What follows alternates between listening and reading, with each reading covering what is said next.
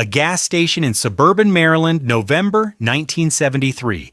The line of cars stretches around the block before sunrise, engines idle in the cold. A handwritten sign in the window, "No gas today."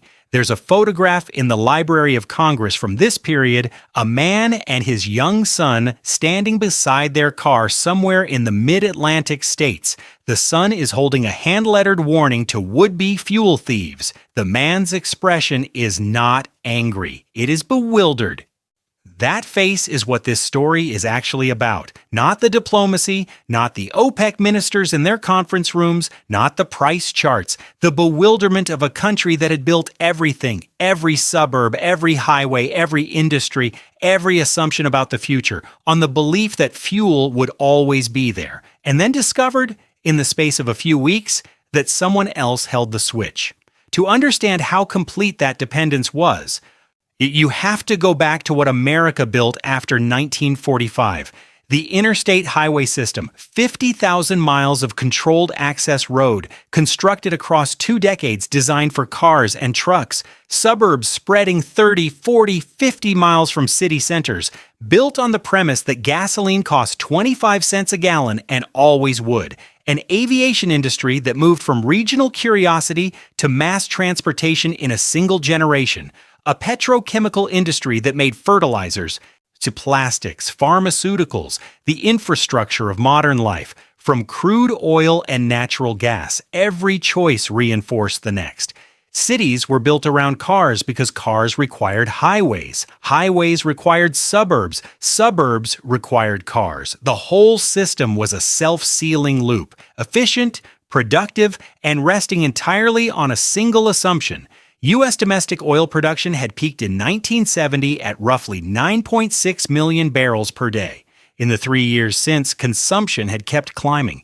The gap between what America produced and what it consumed was being filled quietly by imports.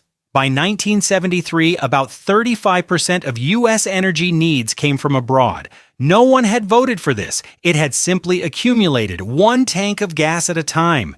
In December 1972, something happened that almost no one in Washington registered as the warning it was. Saudi King Faisal ended a policy that had been stable for years. He announced that oil would no longer be kept separate from politics. 2 American officials, John Connally and Franklin Lincoln, visited Riyadh separately that month and returned with identical reports.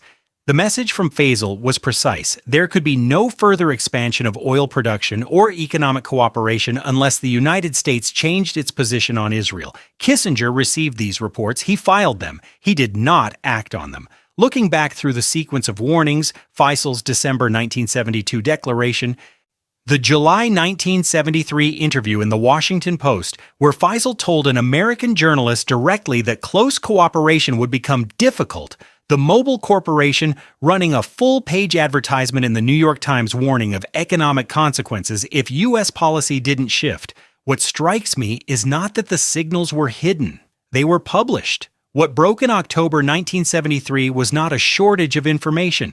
It was a failure of imagination. Washington had simply never seriously modeled a world where a resource it depended on was also a weapon in someone else's hands. October 6, 1973, Yom Kippur, Egypt and Syria launch a coordinated surprise attack on Israeli positions in the Sinai Peninsula and the Golan Heights simultaneously. Egyptian forces cross the Suez Canal, Syrian armor pushes into the Golan. The initial Israeli losses are severe. In Washington are Kissinger, who had just replaced William Rogers as Secretary of State weeks earlier, assessed the situation through a Cold War frame. Soviet arms were flowing to Cairo and Damascus, and Israeli defeat would be a Soviet geopolitical victory. That was the lens. On October 9th, Israel requested emergency resupply. Nixon approved. On October 14, American aircraft began landing in Tel Aviv, 56 combat aircraft, and 28,000 tons of equipment over the following weeks, more sorties than the Berlin airlift. But Nixon later acknowledged in his memoirs that by the time the American arms arrived, Israel had already turned the tide. The airlift was, in military terms, largely unnecessary. But to King Faisal of Saudi Arabia, watching from Riyadh, The American decision was not a military calculation, it was a declaration. On October 16th, OPEC raised posted oil prices by 70%. On October 17th, Arab oil ministers agreed to use oil supply as leverage. On October 19th, and the day Nixon asked Congress to approve $2.2 billion in emergency military aid to Israel, Saudi Arabia announced a total oil embargo against the United States, 48 hours from airlift to embargo. Here is the detail that made the crisis worse than it had to be, and the one that the official histories of this period tend to move past quickly. American oil companies physically could not redirect supplies fast enough because of the domestic regulatory structure. Since the 1950s, the U.S. had maintained an elaborate system of import quotas and price controls designed to protect domestic producers and prevent any single region from becoming dependent on foreign supply. When OPEC cut production and Arab states imposed their embargo, those regulations prevented oil companies from moving non-Arab oil into the parts of America that needed it most. The shortage was partly real. But the lines at gas stations were also partly an artifact of rules written for a different problem in a different era. Wholesale industrial prices had already been rising at more than 10% annually through the middle of 1973. Arthur Burns, the Federal Reserve chairman, would later note that the embargo came at a most inopportune time. American Industrial Plant was operating at virtually full capacity. Many key materials were already in short supply. The embargo did not create a fragile economy. It landed on one. Within weeks of the production cuts, retail gasoline prices rose 40%. By December, OPEC announced another price increase from $5.11 per barrel to $11.65. In less than 3 months, the price of oil had quadrupled. In late October 1973, inside the State Department, a conversation took place that was not made public for decades. Kissinger called Schlesinger's initial suggestion that the United States consider seizing oil fields in Saudi Arabia, Kuwait, and Abu Dhabi insane. Then, 2 days later, Kissinger raised the idea himself in a staff meeting.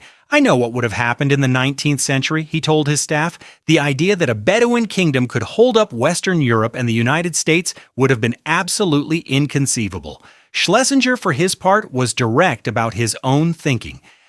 "I was prepared to seize Abu Dhabi," he later recalled. "Something small, but nothing big." British intelligence, which had obtained a window into these conversations through Ambassador Lord Cromer, sent an urgent top-secret memorandum to London. Their assessment: the United States was seriously considering military action to seize oil fields in 3 Gulf states. The operation would require approximately 3 brigades. The occupation, the British estimated, would need to last 10 years. The CIA eventually confirmed that the Saudis had a contingency plan. If American forces invaded, they would destroy the oil fields themselves. At that point, the military option quietly disappeared from serious consideration. What I find striking reading through these declassified exchanges is not that the option was discussed.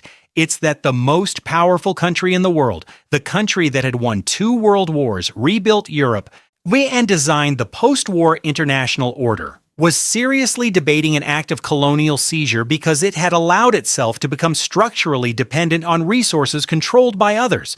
The bewilderment in that Maryland photograph runs all the way to the top.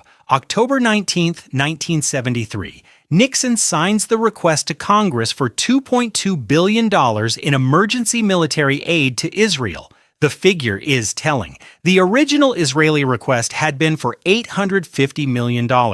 Nixon, in whose administration was being consumed by Watergate, the Saturday Night Massacre had happened 3 days earlier, the vice president had resigned 2 weeks before, chose to act, as he often did under pressure, at maximum scale.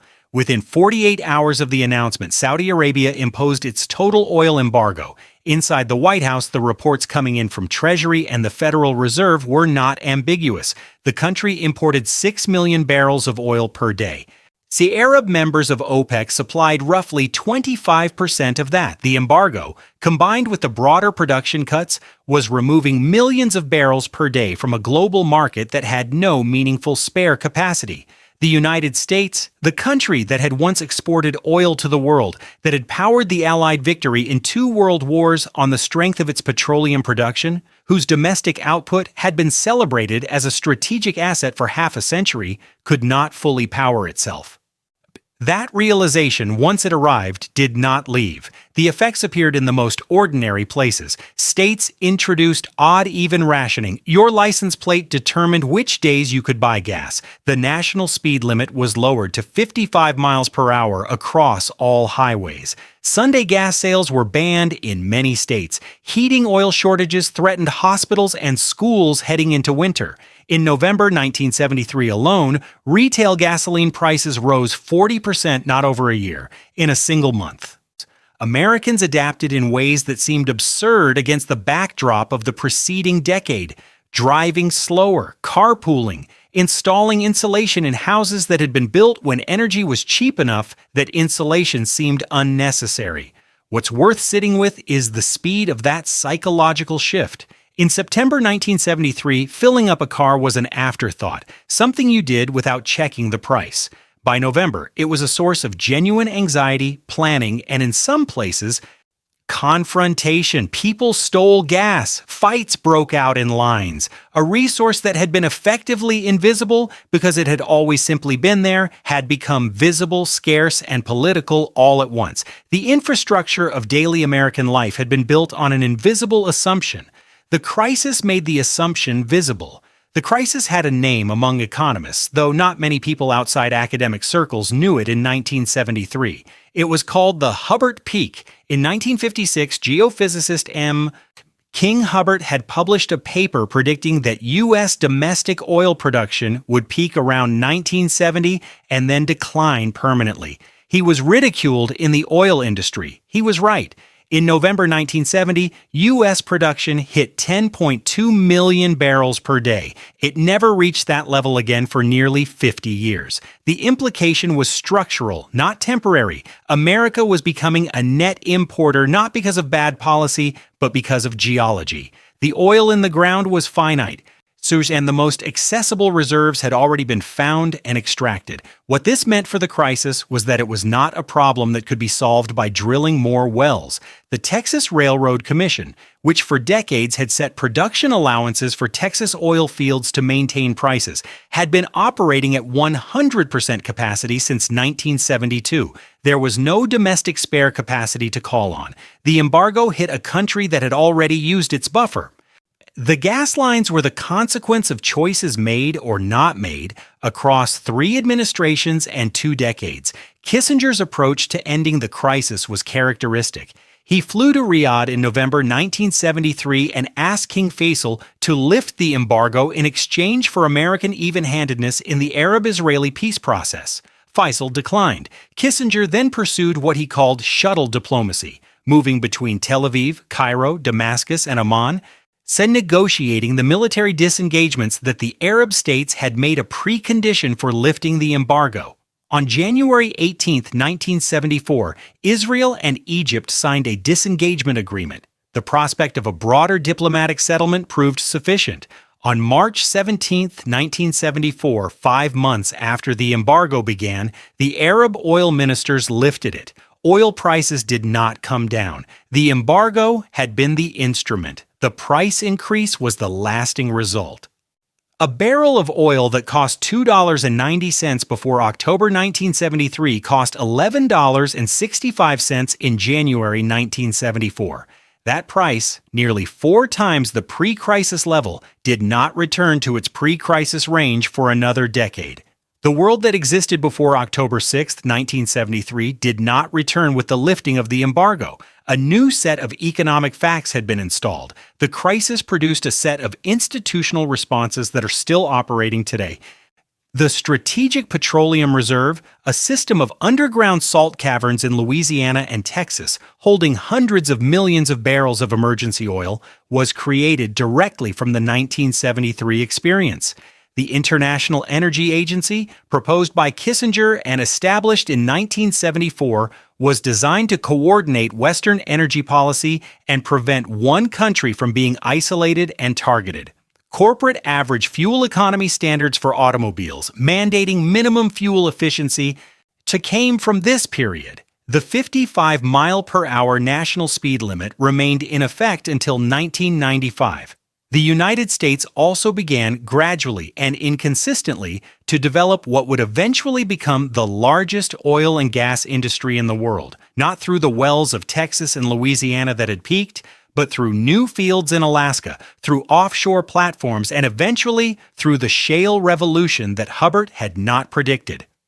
But the dependency that the 1973 crisis exposed was never fully resolved. American oil imports rose through the 1970s, through the 1980s, through the 1990s. The Strategic Petroleum Reserve was built. The IEA was built. The fuel economy standards were written, and the country continued to build suburbs, highways, and an economy requiring more energy every year than it could reliably guarantee.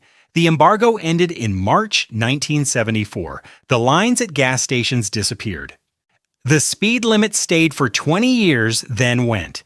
The Strategic Petroleum Reserve filled up. The crisis receded into history as something people who lived through it remembered, and those who didn't largely didn't study. But the man in that Library of Congress photograph, standing beside his car with his son, holding a warning to would-be fuel thieves.